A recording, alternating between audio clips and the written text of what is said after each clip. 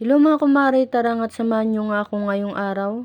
Pinagtutusok ko nga itong butas nga ng aming CR dahil ayaw nga umagos ngayong tubig. Punong-puno na nga rin mga kumare, parang ako lang, charing.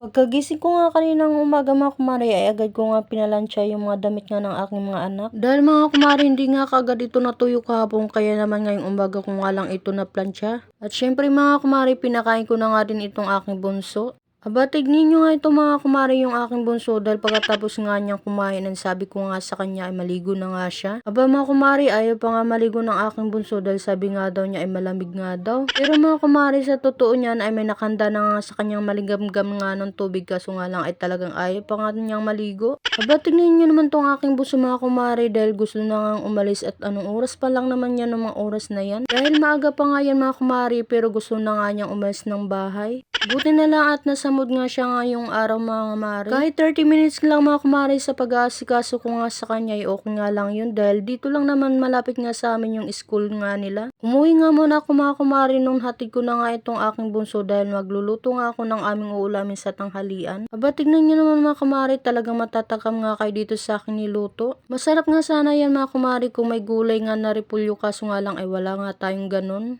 Habang niluluto ko nga yan mga kumare ay naalala ko nga dati yung aking amo nung nagtatrabaho pa nga ako sa Maynila. Pinaluto nga ako ng aking amo at nagtaka pa nga ako noon kasi wala nga akong kalam-alam sa pagluluto nga dati. At nung pinaluto na nga ako mga kumare, nagtaka talaga ako kung bakit nga kamatis at sili nga lang yun.